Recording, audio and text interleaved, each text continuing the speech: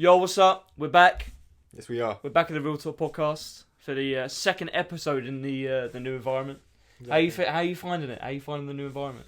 I'm getting used to it. Obviously, it's much smaller than the last one, but I kind of like it. It's It's a bit more cozy. feels more like home. It does. It feels more relatable for me and maybe a few guys as well.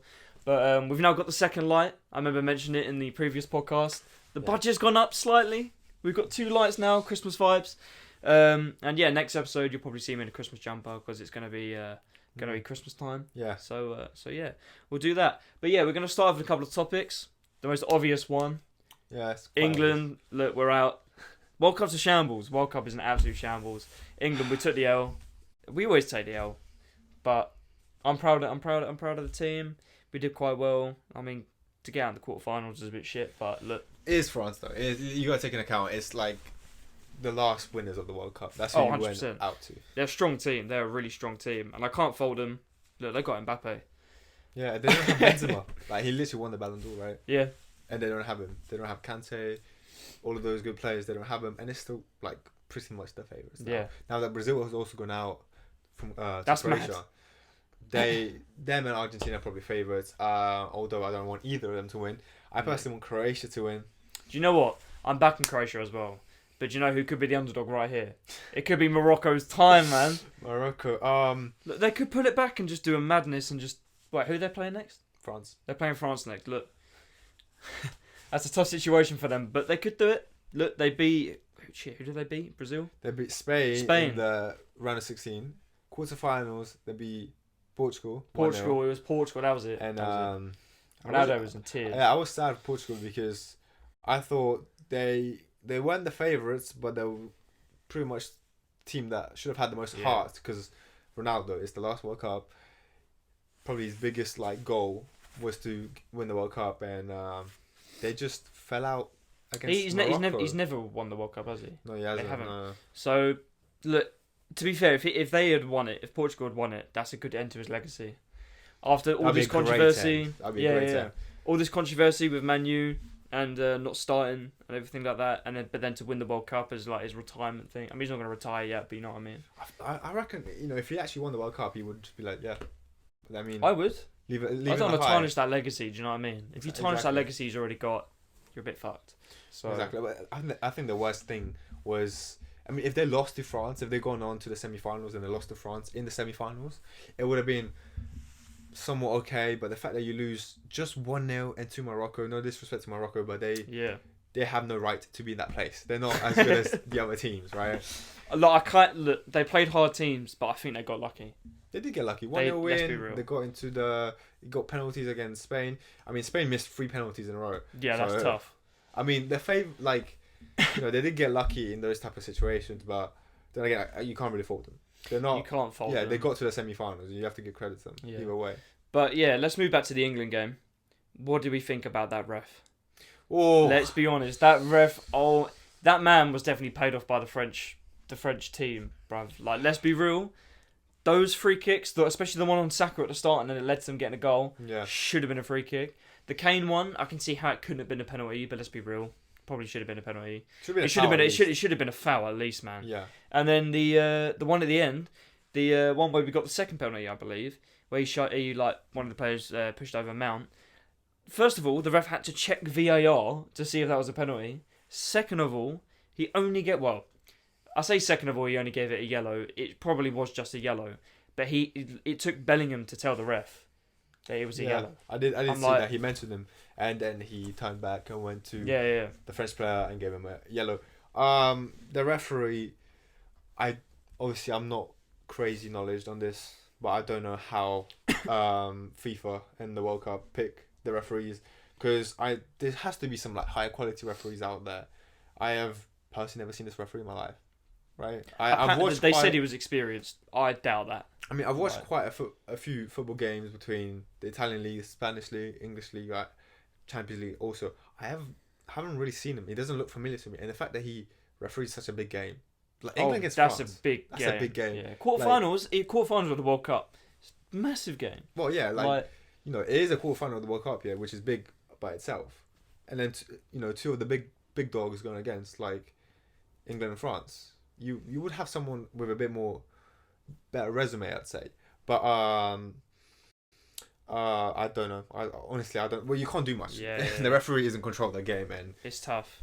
I just feel bad for England because, look, we played well in the other games. Yes, we played easy teams.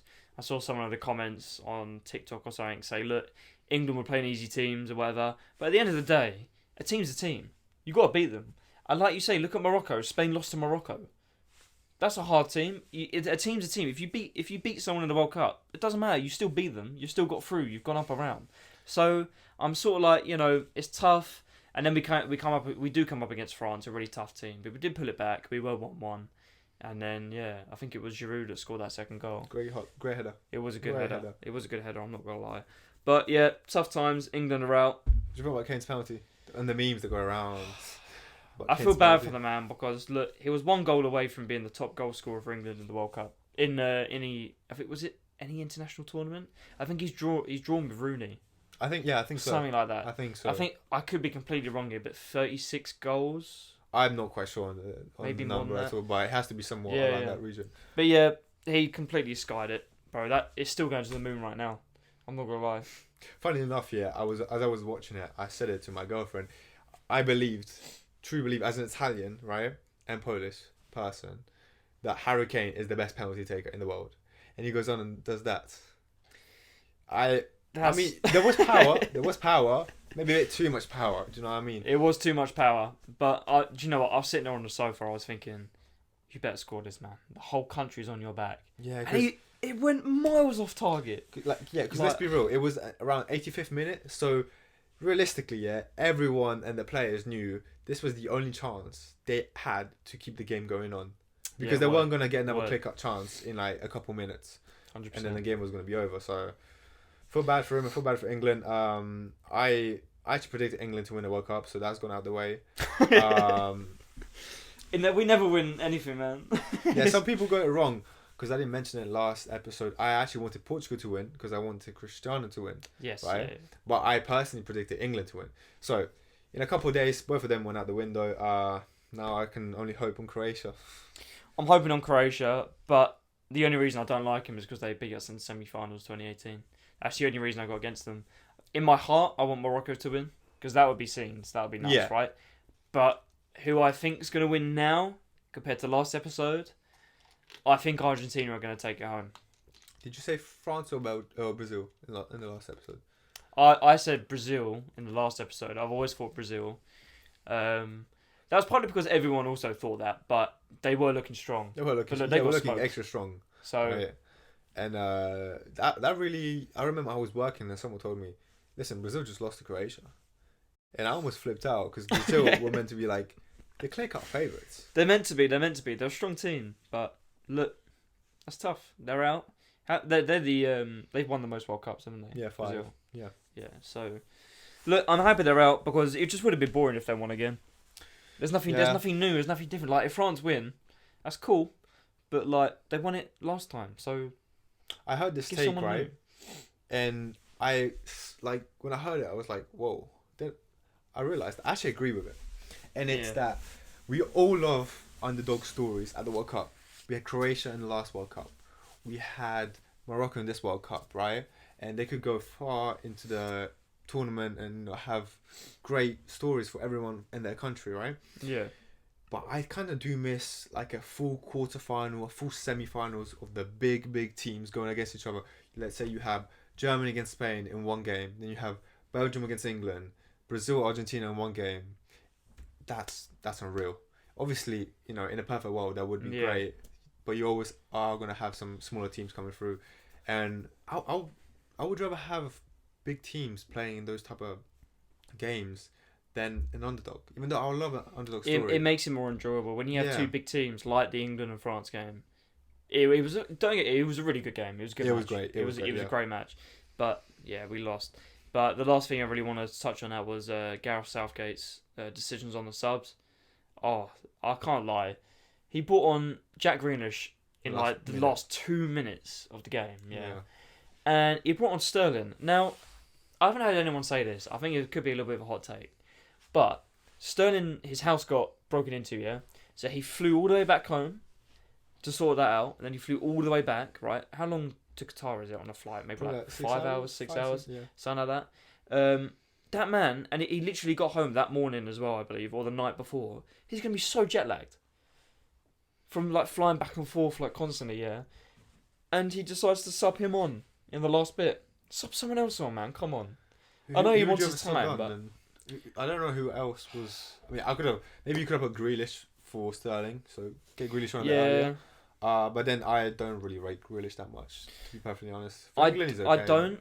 But if he was to sub him on, he shouldn't have subbed him on in the last 2 minutes. He should have brought him on earlier. Yeah. That was a poor decision. What's the point? I don't know. I don't get the point. But we took the L. That's all I can say, really. For me, the World Cup's done. As soon as England are out, I feel like that's it. The hype is over. But yeah, final predictions. I want Argentina to win. I think they're going to be strong. I'm a Ronaldo supporter as well, instead of Messi. But obviously Portugal out, so I kind of want Argentina to go through. What are you thinking? Who do I want to win, or who I think will win? Who do you think will win? Like, who are you looking at thinking, yeah, they're gonna win? Like, I think France. I mean, in terms of quality, France have it more than Argentina. Argentina may have a bit more heart because Messi's there and people want Messi to win it. But you can't go wrong with France. Like, you can't. The quality is insane. You have Mbappe there, constantly giving pressure to the defense until he's going to score. I remember Kyle Walker was talking a bit of bad things about Mbappe. I'll take him on any day of the week. And he goes out. Can't be doing that. But yeah, I think France will win. I want Croatia to win, but I think France will win the World Cup. Fair enough. Argentina, France, good picks, I'd say. But look, this country's got a bit nuts. As soon as you lost the World Cup, it started snowing. Yes, it did. Now, personally for me, I'm not a fan of snow, especially now I started driving. I don't like snow because I can't go anywhere. I have plans. I'm like, I can't drive there. The plan's scrapped. And the icy roads aren't the one. The cold weather is not the one. I can't.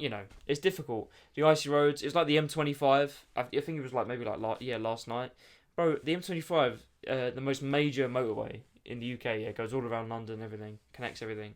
There's not even traffic. It's just cars sliding everywhere. Like, think of all the costs and damages.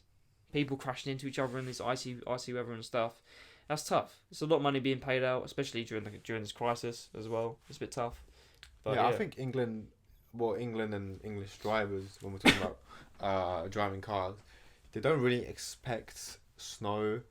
As someone that's lived here for 10 years, I don't expect snow every winter, which is quite crazy because even in like hotter countries such as Spain or Italy or Greece, there is snow in the winter. England doesn't have that much snow, or as much as them at least.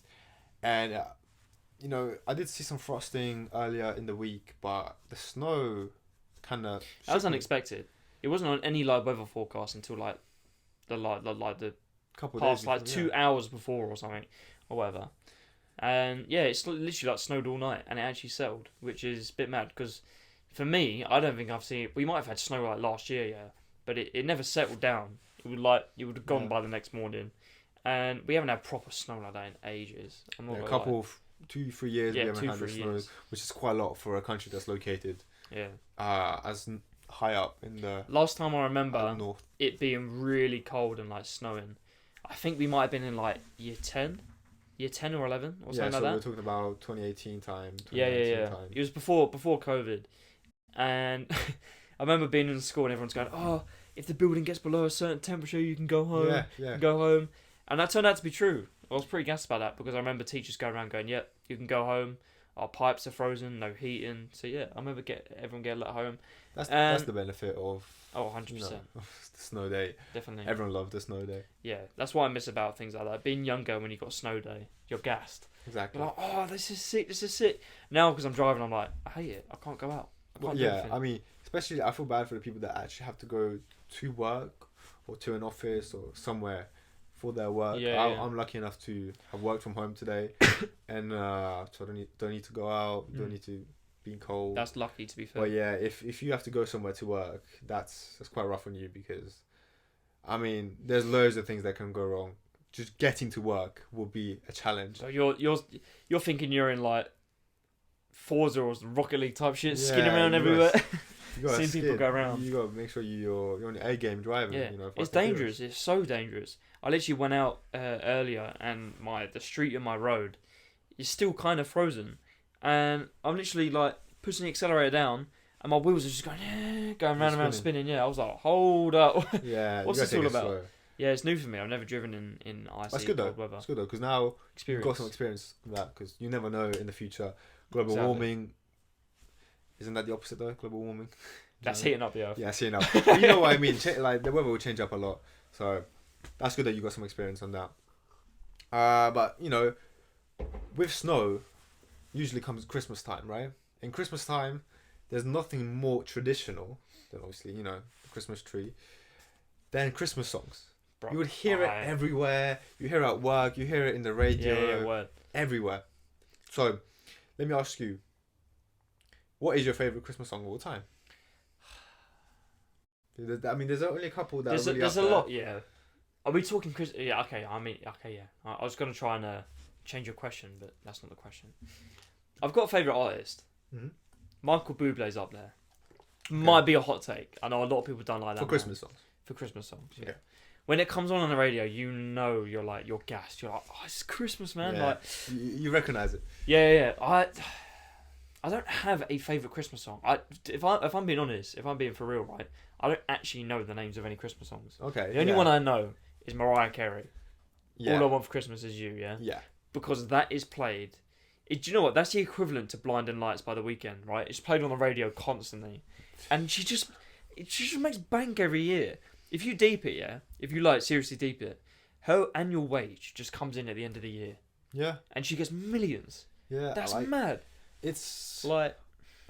She broke the system in some way, because... For real. I mean, what classifies as a all-time Christmas songs? I don't know.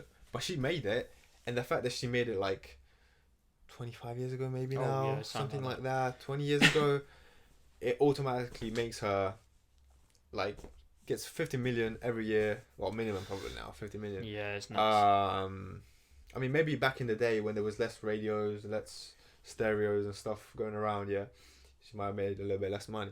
But now you go into any corner shop and they'll play it, and you know, rights will be given to her, she'll get paid. And I don't know how she's done it. I don't know how she made such a great Christmas song. Maybe she planned it. She could have done, yeah. She could have done. But if it was an impulse decision, that may be one of the best impulse decisions she could have ever made in her life. She literally sat in the studio. Do you know what? A lot of artists, maybe this song is a bit different. The All I Want for Christmas Is You. But a lot of artists just sit in the studio for 20 minutes. They've made a song. She could have been in there, for all I know, for 20 minutes, half an hour, made that tune, just as you know what, I made a Christmas song, let me put it out. Not thinking it's going to do as well as it did. Little does she know, everyone on the planet knows this song, right? And literally, end of every year, rolling in the P constantly. Spotify, iTunes, Capital Radio, every radio station, brother, is playing her tune. That's nuts to me. And the same with Michael Bublé, same with all these other Christmas artists. They just bang out all these streams and stuff and just make bank every year. It's nuts. I mean, you can criticize it for being is she actually that talented, or is she good? You cannot criticize the money that comes in every single year. No, not at all. I mean, that has to say something. People have to like it for the money to come in. Exactly. So, I mean, I guess it shows how powerful one song is to anyone. It can just get replayed and replayed. That's it. She could have made that song and no other song for the rest of her career, and she would have been set.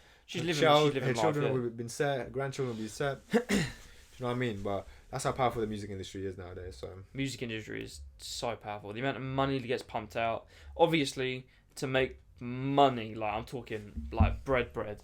You gotta be big. Yeah, Ed Sheeran has got bank. Yeah, but if you take, actually no, but things if you take any artist, you can say they can all you could. There's so many money streams and flows you can make money from. You can make money from streams. You can make money from sponsorships, advertising, all this different stuff that just equates to your overall. You know, you don't get an annual wage. Yeah, no, it just kind of yeah. If you make music and put it out, you're gonna make money. If you advertise it well, you're gonna make more money, and then people are gonna sponsorship you, so that's more money. right? The more you work, the harder you work, and the connections you gain, the more money you earn. That's how the industry works. And to be fair, that is how most industry works. But that is strictly the only way that one works. And when you look at people like Ed Sheeran, or let's take, for example, Mariah Carey again, they advertise it so well, their tunes. Do you know Ed Sheeran as well, yeah? I don't know if this is like properly well known, but he doesn't have a phone. He doesn't have a phone? He doesn't have a phone. How does he communicate? That's what I'm saying, right? So on Sunday, apparently this is what he said in an interview, like I've seen, he just replies to emails on a Sunday. That's it. Just on a Sunday? Yeah. So what does he do Monday to Saturday? In the studio. Or with his family. He has that luxury though. He's built up his... Yeah, but look how big it is. People always say, right, and I stand by this, networking is key. If you don't network, you're not going to get anywhere, yeah? Especially in the music industry. I mean, Ed Sheeran has already networked to become how big he is, but it just goes to show, like, maybe you don't always have to network. On a Sunday, yes, he networks, replies to emails. During the rest of the days, he's just making bangers, just vibing. Do you think that's with him, only works with him because of how popular he got? Because let's be real, yeah, okay, yeah. At a certain point, I can't remember what the album was, the one with the Next, right? It probably was just Next. probably just X, right? He could have been the most popular artist in the world 100%. Over Drake. That was like 2018, 2019, and I think he's still riding off this popularity from those type of hit songs. Because in that album, I think he had about 3-4 high charting song, and it stayed there for a long time. Yeah, definitely. I think that's why he might be riding off that still.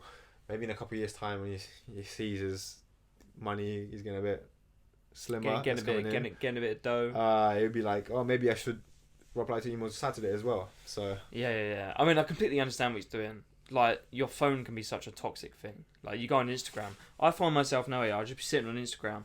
I'm just scrolling for no reason. If anything, I'm looking at the same post I saw like an hour ago. I'm like, what am I doing? I'm wasting my time. I'll sit here for 20 minutes just scrolling. I'm not even taking any information in. I'm just seeing these pictures going, oh, that's nice. Scrolling. I don't actually care. Do you know what I mean? I might see a post from Gordon Ramsay, yeah? I'm like, why am I looking at that? I don't care about cooking. I ain't a chef. Like, I get it. I understand people do it. It's a good thing because, I guess, it can relieve stress. But again, it decreases the amount of focus you have on your work. Oh, 100%. It makes you get distracted. So it's a 50-50 thing. If you can regulate yourself to maybe 20 minutes, half an hour on TikTok a day, if that's as much as you need for you to get relaxed, then do it. Yeah. If you're any more than an hour 30, then you should probably be looking back at what you do and make sure you cut that down. 100%, definitely. I mean, what comes with all of that? I mean, music and stuff. I mean, what's your top genre? Because we're only talking about Christmas songs at the moment. Let's talk more generalized, more broad. Talk to me. So, favorite genre, favorite artist, or maybe favorite release of this year. I mean, okay. I can't really remember what release this year. But... So, are you asking me recently or all time for you? Because all time you can't really it's too much. Let's say recently. Recently. Let's go recently. Funny enough, Spotify Wrapped came out. Yes. Not too long ago. That's true. A week and a half ago. My most played song was an Italian rap song. I've been getting a lot back Going back to his roots. Into the Italian rap song. It's just different. It's different than US or UK rap songs. I just like it. I guess it brings me back to my Italian days, even though I'd never listened to rap back then. But yeah. Do you know what I mean? Favorite song right now though, it's gonna have to be something by Eminem right now. I don't know why. I feel like he's been getting back. He's been getting popular back. I'd say that he dropped an album. I say recently. Was it this year? I think he dropped an album this year. Maybe early this year. I'm not too sure. I'm listening to his old stuff. I like. Maybe I'm lying. Maybe it's not Eminem because I haven't really kept up much recently with music, right? So I'm still listening to the songs that I used to listen maybe in 2021, 2020. Best song right now, I would have to give it to. It's controversial. It is tough. because I was gonna say Kanye. Yeah. I was gonna Maybe say you don't Kanye. want to be saying that right now. I don't want to be saying it right now. So if not Kanye, then something from Apology. I like Bag Talk. Came out maybe a couple of months ago. I like Bag Talk. Yeah. I think there's another called Distraction or something like that, or Distinctions, something like that. I don't know. I just play in the gym. I don't really look at the name, but I like his style because he can rap really hard. He can rap slow and melodic. You can do more of the lovey stuff like Trippie Redd and stuff. Yeah. Exactly. He's got like a great range of rap songs that you can do. So in my playlist, I have a couple of his songs that hard rap. A couple of his songs that are more melodic. Yeah. That's why I like him at the moment. That may be a pretty boring take, but I would say it's boring. Yeah. Apology's up there, man. I remember seeing him live at Reading last year. Cold. He was so sick. I mean, I was a little bit disappointed. He was only on there for like 15, 20 minutes, and he just played like Juice WRLD songs all the time, and like he played a lot of Lil Baby. I was like, mate, this is your set. This is your own tunes. Like, I know he's respecting Juice WRLD on that, and I can respect it, but it's tough. So in general, what are you though? Okay, we're talking about. Let me give you two questions: favorite artist this year, favorite song from 2022. Doesn't have to be released in 2022, but almost like your most played song, or the one you've enjoyed the most by listening. Now, my most played song, I can't actually remember on Spotify Wrapped. I have a feeling. Actually, no, I know my most played song. It was Locked Out by SX and KSI. Oh, okay. Now, SX, my guy. That's my guy right there. We might have something cooking up soon, so stay tuned for that one. But yeah, on a real one, I had Locked Out by SX and KSI top. Absolute belter of a song. I think we saw it live. Live, actually. It was at SX's show in London. I think that was May or June, something like that. Yeah, that was cold. Banger of a tune. Love it. KSI came out. Jamie came out. Jamie as well. Yeah, big up Jamie. Talking about Jamie, something we haven't actually, just real quick before you ask me this question, was the two Sidemen Christmas songs. Yeah. They have been doing numbers. Now, I understand why they're doing numbers. They got a lot of fans. The they got a lot of fans, and they are the Sidemen with KSI and all of that, But they're beating, like, okay, they're not, like, chart-hitting songs yet, but they're beating, like, Ed Sheeran in other iTunes charts. There's more people buying the Sidemen song than buying Ed Sheeran. Do you know how, like, when you deep it, that's nuts. Do you think it's because... I mean, obviously it's because it's a Simon and that, right? But do you think they planned it? You think it's they Christmas time. They definitely had some strategic Christmas songs, right? Let's do something to mess up the charts. Yeah. Because like, let's be real, they are in terms of quality. There's two of them. One is like meant to be quite bad. One meant to be okay. Yeah, it's like a good team versus bad team. Yeah. I like the first song, the good one. It's okay, but the bad song is like really bad. It is really bad, and the fact that it does numbers kind of begs the question: like, how can you define the charts? Does that mean it's the best song? Because usually Grammys, and Grammy. I feel like Grammys highlight talent. Yeah, like it highlights talent. You're like, this producer has done bits on this album, and then this artist has smashed it out of the park with his vocals, like Stormzy, His new album, personally, for me, is productively incredible, but not something I'll listen to. If a song came on, I'm skipping it. And now I know that's a hot take, because I know so many people said how good Stormzy is, and he is good, but that album, bit mid for me. I'm not gonna lie, but nevertheless, Grammys I think are to recognise knowledge and like what did I say? Knowledge and potential. Yeah, potential. And then I feel like charts are just what people are listening to. The iTunes charts is based off of like how many buys it gets, so you can buy the song for like 50p, and so it's like how many people are buying the song will chart it higher. But yeah, the Christmas Drillings one, this one with KSI in, that's doing numbers. Yeah, it was the better one out of the two, right? Oh yeah. And you have KSI in it, so it's kind of. That's like the star appeal. They have Jamie on it, right? Jamie on it. They have a professional, established rapper. And Nige producing it. Nige, sound like Nige. He's cold. So it's kind of bound to do numbers. But that's the thing. That's something I wanted to say. Like, it's crazy how such bad songs, song, can really be high up in the charts. So it kind of just, to me, It's the charts don't really mean much. It just shows what people are buying. It just shows what people are listening to at the current time, and I respect it because people get awards for it. I mean, let's be real. You got to make a good song for people to listen to it, so it is recognising success. But yeah, like I said, the Grammys are more for like recognising potential and stuff like that. Yeah, but I would agree with that actually. Yeah, as we're on the topic of songs and stuff, Metro Boomin's album just dropped. I say just dropped. While recording this, probably like 2 weeks ago, something like that. And it's incredible. I'm loving it. I don't know if you've actually listened to it that much, but I've listened to a couple songs, maybe 3 or 4 times. But I did walk through the album once. Yeah. What can I say about it? I can say that maybe producers' albums are the highlight of the year. That's what people should be 100%. looking at. I agree. I remember when what's the name called of the Metro Boomin's album? Heroes and Villains. Heroes and Villains. There was another one they dropped like 2018, 2019. It had like somewhat a similar name.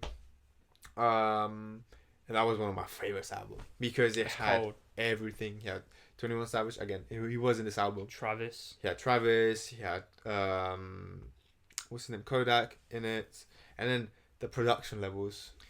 I think the fact because it's his album, he can really make it good. Yeah, personally, there's no limitations. Yeah, personally, I feel like because it's a producer album, I feel like there is going to be more. There's a lot of hot takes in this podcast episode. I'm not gonna lie. Another hot take. I think producer albums are better than artist albums. I think producers are more talented. Yes, the artist brings the lyrics and the vocals. Yeah, producer albums. The first thing you notice when you listen to a song, especially in rap, is the beat. Yeah. Straight away. As soon as you hear a fire melody at the start, or you hear the producer tag, everyone gets hyped up. And look, the whole album was slaps. The whole album was sick. Every production, each song, you'll play the end of the first song, the start of the first song, will then like link into it. Yeah, I noticed that, and it was those detailed things you don't find them in artist albums. Not at all. Because not in artist albums. It's the artist that wants the album done a certain way, and they get another hot take. Artists are probably less creative than producers, right? And less open-minded about those type of things. That's why I say producer albums are probably the next big thing. Because they can really focus on it being like the masterpiece, whilst artists may have like a couple hit songs in the album and the rest are a bit mid, but they have to produce the album because the record labels and stuff. Do you know what I mean? Exactly. But out of 10. Out of 10, I'm going to be real. 10 out of 10. 10 out of 10. That is one of the best albums I've heard. Best album of the year? What albums came out? What albums came out this year, man? 21 Savage and Drake's album. Oh, that's tough. Because the Her Loss was incredible. I thought. I know a lot of people didn't like it, but I can't say personally it's not as good as it isn't as good as Metro Boomin's album. I think overall I'd say Metro's was better. Yeah, in terms of pure rap, as like a trap album, Metro Boomin really took like for me it's a good 9 out of 10. It was unreal. Yeah. Good 9 out of 10. He was sick. And personally, me as a producer, I love it because he's putting producers on the map. Yeah. There's not been many producer albums. You look at, there's been an Internet Money album. Metro's now done 2 albums. I think there's a couple of other big producers that have done albums, but they haven't really done as well. And I'm loving it because it gives me like more. Sliding. That was a close one. Don't want to drop the equipment. But on a real, I think producers are putting other producers on the map. They're giving them more of a name. Because all we get as a producer is a little credit at the bottom, just saying my name. That's it. There's like, at the end of the day, we do half the work. The artist sings, we make the beat. That's half of it. I think a bit more than half. Maybe even more than half. Because the studio, you're the one looking at the mirror. They're just. I'm not trying to discredit artists because I know they work hard. Lyrics are not easily made. You gotta have a good. An artist, the way an artist hears a beat, or like if they want to make a song, they want to hear a good beat, and that's all up to the producers to do that. They do most of the hard work at the start. Yeah. You look at people like Juice WRLD, R.I.P. 3 years gone, but he used to make a song in like 10 minutes on the mic. Yeah, so that is talent. Don't get me wrong, that is talent. His freestyling, incredible, right? But you're going to need a good beat for him to instantly make a song out of it. Yeah. For someone like him, yeah? Whereas you look at, I don't know, let's take Young Thug, for example. I can imagine him in the studio. He's flicking through loads of beats just to try and find the right one because Yeah. he can't catch a flow, or do you know what I mean? So you gotta have a good beat for someone to go, yes, I need that one. That's gonna be a hit, chart hitting hit. As a producer yourself, do you think, because you said you do pretty much 50% of the work, but you get way less recognition? Yeah. Do you think producers want as much recognition as artists? Do you think they want more? Or do you think they're fine with having less recognition? Because with recognition comes popularity. Yeah. And I know loads of people, loads of producers that would rather keep it slightly quiet. Keep the money coming in, but keep the popularity quiet. Yeah. I personally think, for myself, and maybe speaking for other producers, you have to let me know in the comments. I personally think that producers do want a bit more recognition, but I don't think they want to take the limelight. They don't want to take the spotlight off the artist, because at the end of the day, it is the artist's song. Yeah. It's not my song. It is the artist's song, and if they're performing it, they're not going to go, "Oh, this is Harvey's song." Do you know what I mean? Yeah. They're going to be like, "That's weird." So I think they want a bit more credit just to be recognised, saying, "Look, I made this as well. Yeah. This is my beat. This is my talent. I want this to be out there." But yeah, like I said, I don't think they want to take the spotlight off the artist. I think that's a little bit selfish, because it's not all about the producer. You don't want to make it, you want to make it 50-50. You don't want to make it like the producer's way bigger than the artist, or the artist is way bigger than the producer. I think it's 50-50, and it's hard work. Producing's hard work, long hours, but it is what it is. I enjoy it. I just think we deserve a little bit more recognition. Do you think producers are kind of limited in a way, because people like Kanye West, who went from producing to being an artist, a bit more recent, Pierre Bourne went from producing to being an artist. They still produce stuff, but they're also artists. Nav went from producing to being an artist.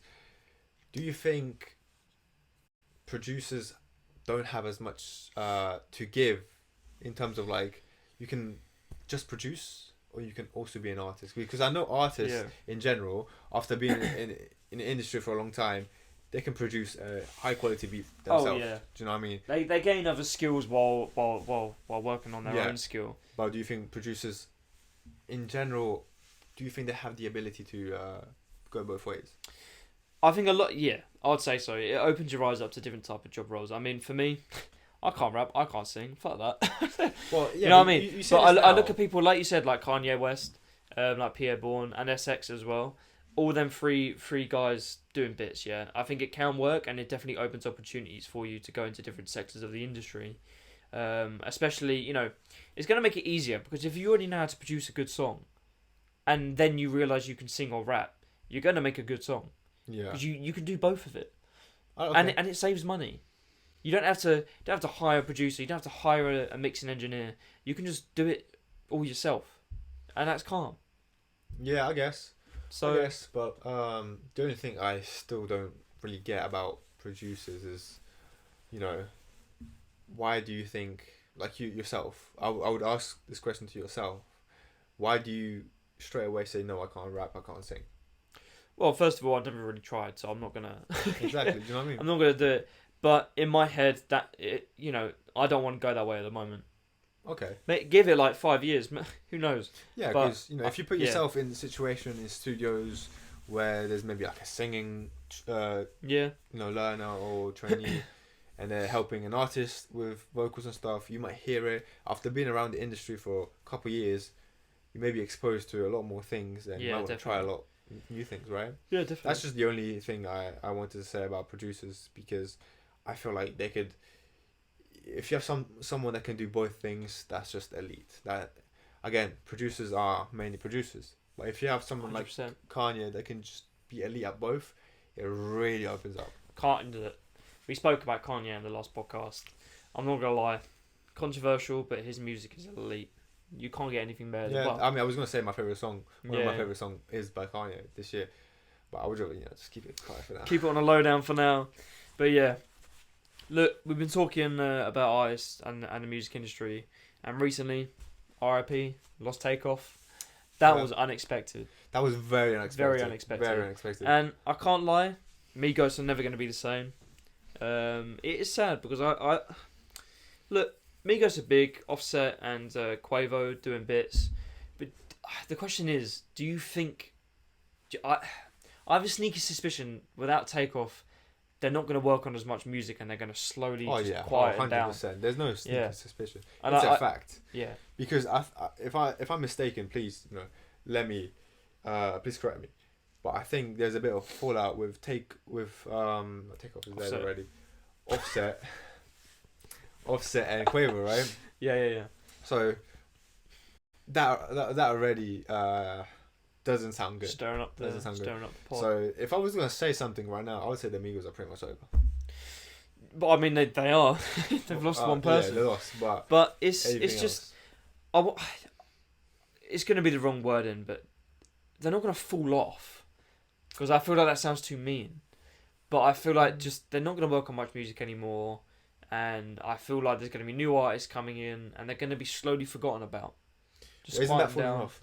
Isn't that the definition? It is falling off, but I feel like it's bad to say that they're falling off, because Takeoff's dead. Yeah, it's gonna be real. Yeah, I mean, it's not nice. It's not nice if you're in a little trio and someone dies. It kind of does mess up with your dynamics. But when someone does die and then another person is really in contact with you, doesn't really want to interact much with you. Yeah. You are extremely bound to fall off, and I don't know. I like Quavo. I like Offset. Offset was my favorite rapper in 2017 when he dropped his album back then. But they haven't really been relevant since 2019, 2020. No, I wouldn't say so.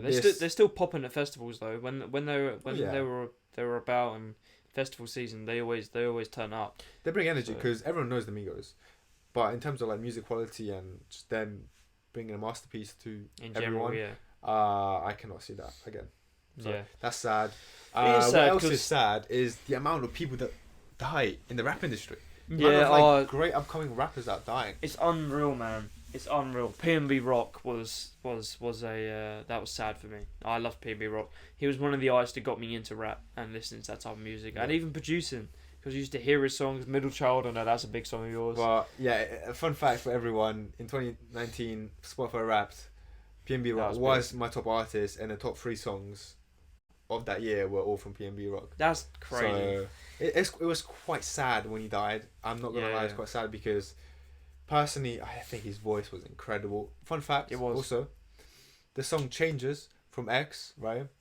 The singer that actually sang the whole song was P&B Rock. There was no X, or there was maybe like a 2% of X. The whole singer through that was P&B Rock. I only maybe a month or two ago, I only realized. No, what in Middle Child? That was such a big. Huh? In Middle Child. No, the song Changes from X. Oh, I see what you're saying. Yeah. That song when around That's he came crazy. out around when he died, right? That was all P&B Rock. And that was I never such a knew that song. It does sound a bit like X, so I get why people. Yeah. I also thought it was X, but someone told me that was P&B Rock, and there's a video of him playing the piano because in Changes the main the main instrument is the piano, and there's a video of him actually playing the piano and singing that song, and that was quite wild.